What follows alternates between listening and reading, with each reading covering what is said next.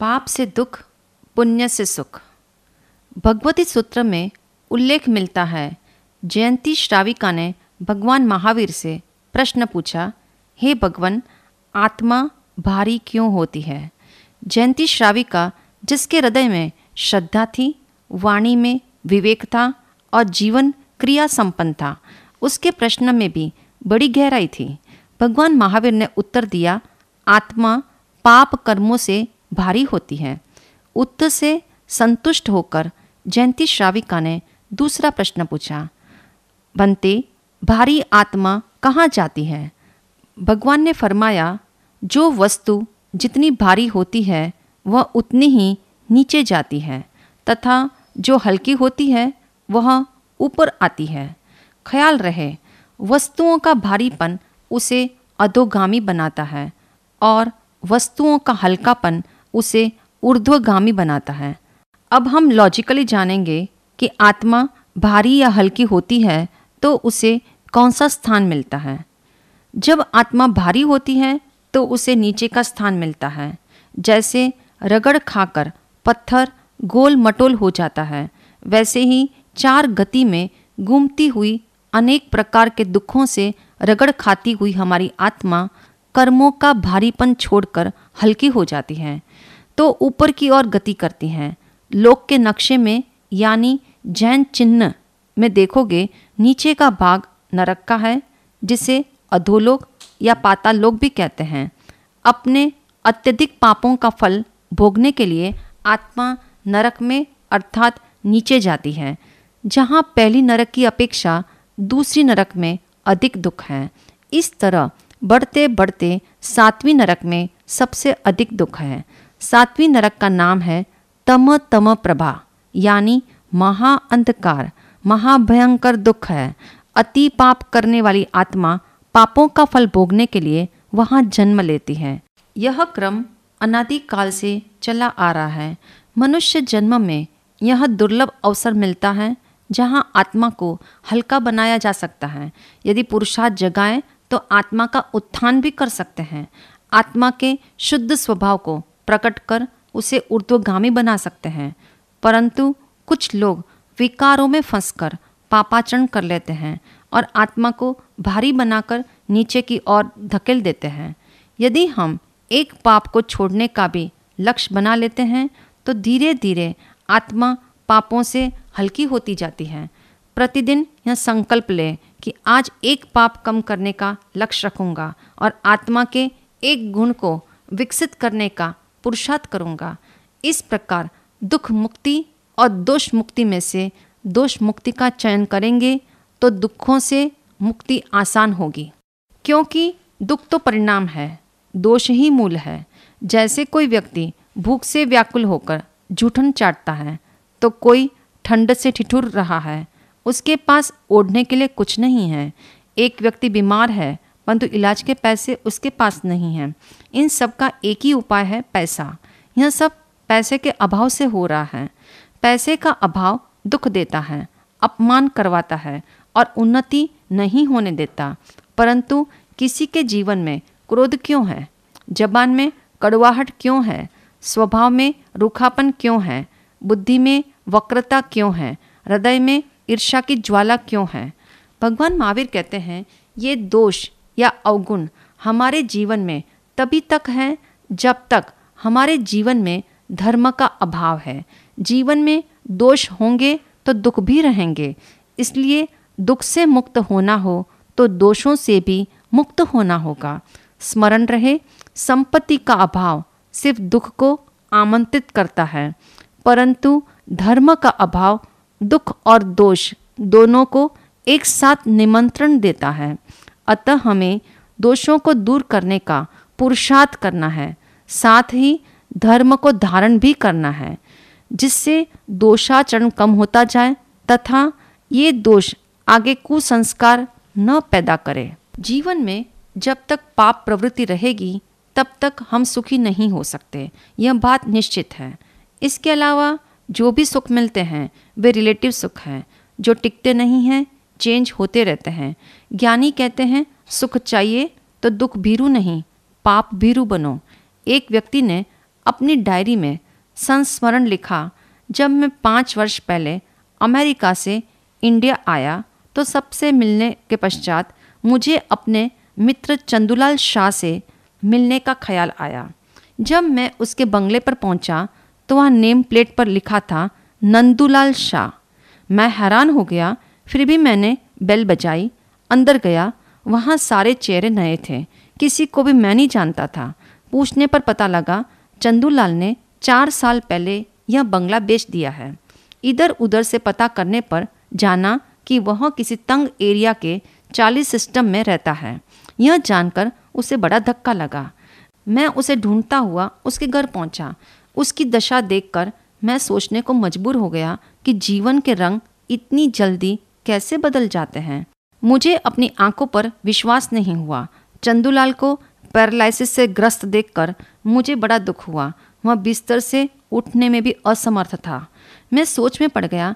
5 साल पहले जिस चंदूलाल ने मुझे अपने गोल्डन जुबली की शाही दावत में बुलाया, विचारणीय है, चंदूलाल के चांदी के दिन क्या चंद दिन ही थे जो 4 दिन में ही पलट गए। बड़ी बड़ी 2 मिलों के मालिक की ऐसी दशा, मैं स्तब्ध रह गया। मुझे इतना ज़रूर समझ आ गया कि समय सदा एक जैसा नहीं रहता। सुख का दूत ओस के पंख लगाकर आता है। सुख के समय में व्यक्ति लापरवाह हो जाता है। चंदूलाल ने पहले कदम पर अपनी गलती को नहीं रोका तो गलतियों पर गलतियां होती चली गईं। सुख के समय में चंदूलाल ने मित्राचारी और मनोरंजन को बहुत महत्व दिया। सैर सपाटे, मौज मस्ती और पार्टियों में खूब समय गंवाया। तो दुख के दूत ने घर, फैक्ट्री, फार्म हाउस सब कुछ बिकवा दिया। मैंने चंदूलाल से पूछा, अब आपके मन में क्या विचार आते हैं? चंदूलाल बोला, एक ही विचार मुझे बार बार आता है कि मैंने क्यों सुख में किसी को सुखी नहीं बनाया, धर्म नहीं किया, दान पुण्य नहीं किया, तो मेरा सुख उड़ गया। अपने पुण्य के मीठे फल को ज़रूरतमंद या असहाय लोगों में नहीं बांटा तो पुण्य की टंकी शीघ्र खाली हो गई। मुझे मेरे जीवन की खुशी का गम में बदलने का कारण स्पष्ट है। सुख के समय मैंने पुण्य बढ़ाने का कार्य नहीं किया, बल्कि पाप को करने में कोई कमी नहीं रखी। पाप तो पल में होते हैं, पर उसकी सजा भोगने के लिए बरसों भी कम पड़ते हैं। तब मैंने अपनी डायरी में लिखा, जब जीवन में सुख का समय हो तब भी धर्म नहीं किया तो कोई हर्ज नहीं, परंतु सुख के समय में पाप बिल्कुल भी मत करना। पाप वृत्ति का पोषण नहीं करना। परमात्मा महावीर की वाणी कहती है, जो प्राणी सुख की कामना से पाप करते हैं उनके पाप बढ़ते ही जाते हैं। जैसे कर्ज लेने पर कर्ज बढ़ता ही जाता है। इसलिए सुख के समय में मनोरंजन की जगह मनोमंथन को स्थान दिया जाए तो निश्चित रूप से दुख के ऐसे भयंकर टर्निंग पॉइंट नहीं आएंगे। इस बात को सदा याद रखना। जब सुख का समय हो तब यह सोचना, यह मेरे जीवन का वॉलीबॉल मैच चल रहा है। वॉलीबॉल मैच की विशेषता यह है, no one lets the ball to fall, अर्थात हमारे आसपास रहने वाले सबकी कोशिश रहती है कि इसके बॉल को जमीन पर न गिरने दिया जाए। ऐसे ही पुण्य के समय में, सुख के समय में हर कोई आपकी बात को मान लेता है, क्योंकि आपकी पुण्य की टंकी भरी हुई है। जैसे पानी की टंकी पानी से भरी हो तो घर के प्रत्येक नल में पानी आता है, ऐसे ही पुण्य की टंकी भरी हो तो आपकी हर इच्छा पूर्ण होती है। आपको कोई बुरा नहीं कहता, आपका शत्रु भी आपसे डरता है और आपकी सफलताएं कम मेहनत पर भी सदा चरणों में रहती है। इसी प्रकार दुख के समय में सोचे, यह मेरे जीवन का फुटबॉल मैच चल रहा है। फुटबॉल मैच की विशेषता यह है, एवरीवन किक्स द बॉल। इस खेल में हमारे बॉल को कोई हाथ में नहीं उठाता, उसे पैरों से ठोकरें लगाई जाती हैं, रगड़ा जाता है। दुख के समय में सोचे कि अभी तो किक लग रही है, कोई मेरी बात मान भी नहीं रहा, तो कोई बात नहीं। दोनों परिस्थिति में खुद को संभलने का यही तरीका है कि सुख के समय घमंड नहीं करना और दुख के दिनों में अति दुखी नहीं होना। यही वह कला है जो जीवन में धूप छांव के खेल को खेलना सिखाती है और रियल सुख तक पहुंचाती है। संसार में दो प्रकार की मान्यता वाले मनुष्य हैं।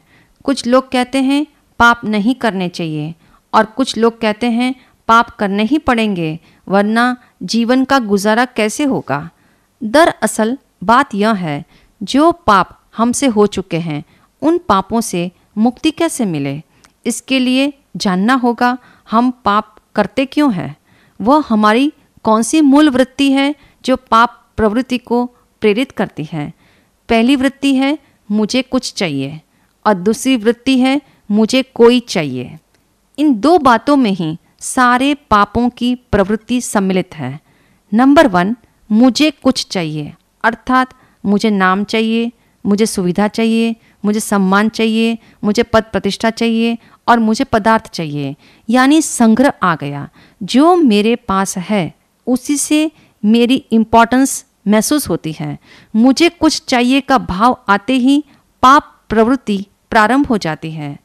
नंबर 2, मुझे कोई चाहिए, अर्थात मैं अकेला नहीं रह सकता, संबंध तो बनाने पड़ेंगे, सामाजिक जीवन तो जीना होगा, उसके बिना जिंदगी बड़ी फीकी लगेगी। किसी मनोवैज्ञानिक ने लिखा है, human needs are some food, some fun and some one. व्यक्ति को खाने को कुछ चाहिए, हंसने के लिए कोई चाहिए और जीने के लिए कोई साथी चाहिए, कोई संबंध चाहिए। इसलिए हमारे सारे संसार के उपक्रम चलते हैं, मेरे पास कुछ हो और कोई मेरा हो। इस भावना के कारण मनुष्य दिन रात पाप प्रवृत्तियों में लगा रहता है।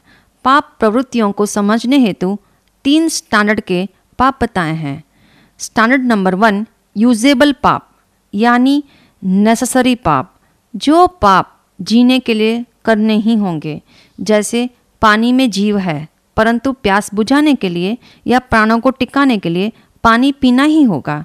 जानते हैं हवा में जीव है पर सांस तो लेना ही होगा क्योंकि जीना है।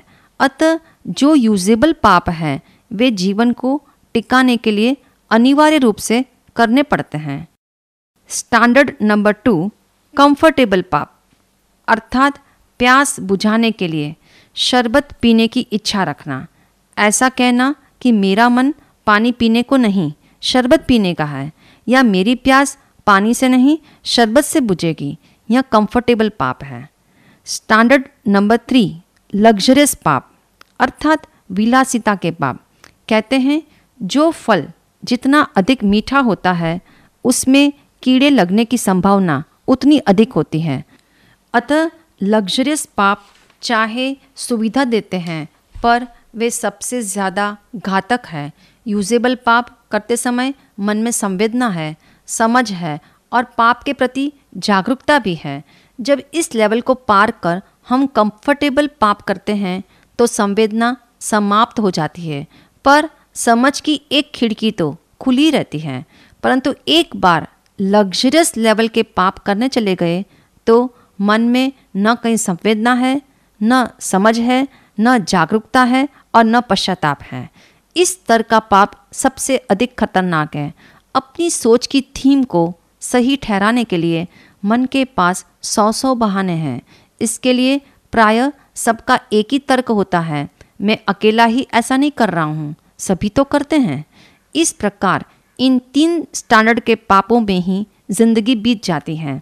ऐसा इसलिए होता है क्योंकि हमने अपने मन में कुछ धारणाएं पाल रखी है।